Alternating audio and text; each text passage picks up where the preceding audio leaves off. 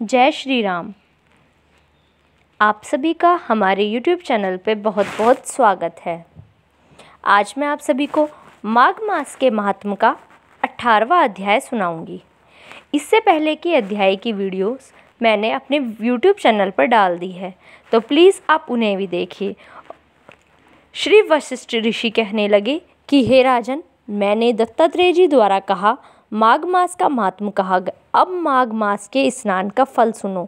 हे प्रताप, माघ स्नान सब यज्ञों, व्रतों और तपों का फल देने वाला है। माघ मास में स्नान करने वाले स्वयं तो स्वर्ग में जाते ही हैं और उनके माता और पिता दोनों के कुलों को भी स्वर्ग प्राप्त होता है। जो माघ मास में सूर्योदय के समय नदी आदि में स्नान करता है, उसके माता पिता के 7 कुलों की पीढ़ी स्वर्ग को प्राप्त होती है।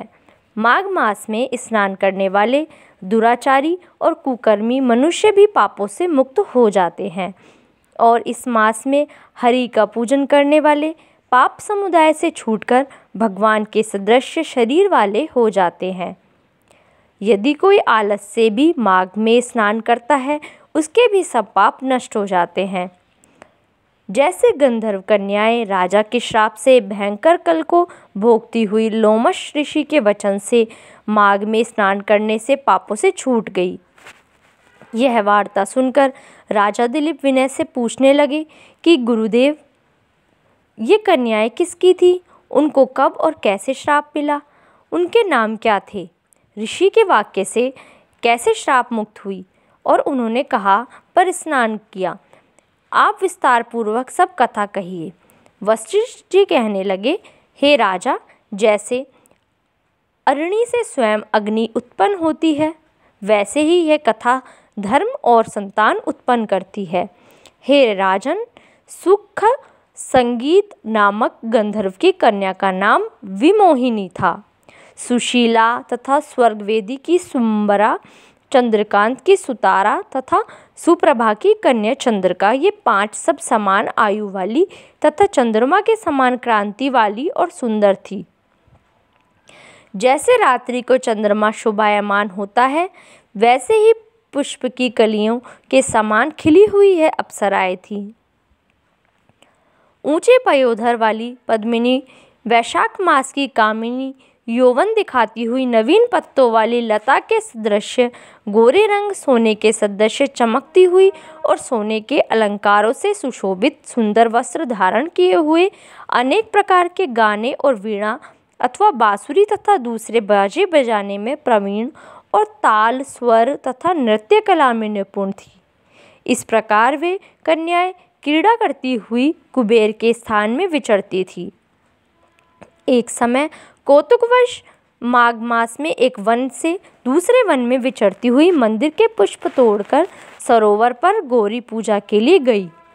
स्वच्छ जल के सरोवर में स्नान करके वस्त्र धारण कर मौन हो बालू मिट्टी की गौरी बनाकर चंदन, कपूर, कुमकुम और सुंदर कमलों से उपचार सहित पूजन करके ये 5 कन्याएं ताल नृत्य करने लगी।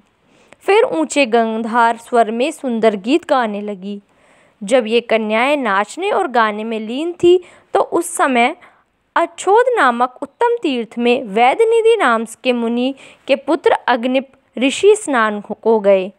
वह युवा ऋषि सुंदर मुख, कमल सदृश नयन, विशाल छाती, सुंदर भुजाओं वाला दूसरे कामदेव के समान था। शिखा सहित दंड लिए, मृगचर्म ओढ़े, यज्ञोपवीत धारण किए हुए था।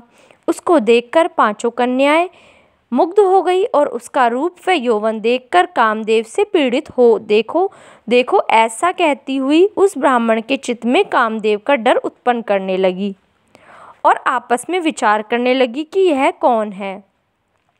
रति रहित होने से कामदेव नहीं और एक होने से अश्विनी कुमार नहीं, यह कोई गंधर्व या किन्नर या कामरूप धारण कर कोई सिद्ध या किसी ऋषि का श्रेष्ठ पुत्र या मनुष्य है। कोई भी हो, ब्रह्मा जी ने इसको हमारे लिए बनाया है। जैसे पूर्व कर्म के प्रभाव से संपत्ति प्राप्त होती है, वैसे ही गौरी जी ने हम कुमारियों के लिए श्रेष्ठ वर दिया है और आपस में यह तुम्हारा वर है या मेरा अथवा सबका, ऐसा कहने लगी। जिस समय उस ऋषि पुत्र ने अपनी मध्याह्न की क्रिया करके ऐसे वचन सुने तो वह सोचने लगा कि यह तो बहुत बड़ी समस्या उत्पन्न हो गई। ब्रह्मा, विष्णु, महेश आदि देवता तथा बड़े योगीश्वर भी स्त्रियों के ब्रह्मजाल में मोहित हो गए हैं। इनके तीक्ष्ण बाणों से किसका मन रूपी हिरण घायल नहीं हो सकता। जब तक नीति और बुद्धि रहती है तब तक पाप से भय रहता है। जब तक की गंभीरता रहती है, यम विधि का पालन होता है, तब तक मनुष्य स्त्रियों के कामरूपी बाणों से बिंधा नहीं जाता। ये मुझे उन्मत्त और मुग्ध कर रही है। किन गुणों से धर्म की रक्षा हो सकती है? स्त्रियों के मांस, रक्त, मल मूत्र से बने घृणित और अशुद्ध शरीर में कामी लोग ही सुंदरता की कल्पना करके रमन कर सकते हैं। शुद्ध बुद्ध वाले महात्माओं ने स्त्रियों के पास रहना कष्टकारक कहा है, सो जब तक ये पास आए घर चले चलना चाहिए। अतः जब तक वह उसके पास आई वह योग बल के द्वारा अंतर्ध्यान हो गया। ऋषिपुत्र के ऐसे अद्भुत कर्म देखकर वह चकित होकर डरी हुई चारों ओर देखने लगी और आपस में कहने लगी कि यह क्या इंद्रजाल था जो देखते देखते विलीन हो गया। और वह विरह की अग्नि में जलने लगी और कहने लगी कि हे कांत, तुम हमको छोड़कर कहाँ चले गए? क्या तुमको ब्रह्मा ने हमको विरह रूपी अग्नि में जलाने के लिए बनाया था? क्या तुम्हारा चित्त दया रहित है जो हमारा चित्त दुखाकर चले गए? क्या तुमको हमारा विश्वास नहीं है? क्या तुम कोई मायावी हो? बिना किसी अपराध के हम लोग पर क्रोध क्यों करते हो? तुम्हारे बिना हम नहीं जिएंगी। जहाँ पर आप गए हो हमें शीघ्र ले चलो, हमारा संताप हरो और हमें दर्शन दो। सज्जन लोग किसी का नाश नहीं देखते। धन्यवाद। इस वीडियो में बस इतना ही। प्लीज़ आप मेरे चैनल को सब्सक्राइब कीजिए, मेरी वीडियोस को लाइक कीजिए और कमेंट सेक्शन में भी बताइए कि आपको मेरी वीडियोस कैसी लग रही हैं और बेल आइकन को दबा लीजिए जैसे आगे आने वाली वीडियोस की नोटिफिकेशन आपको मिल जाए।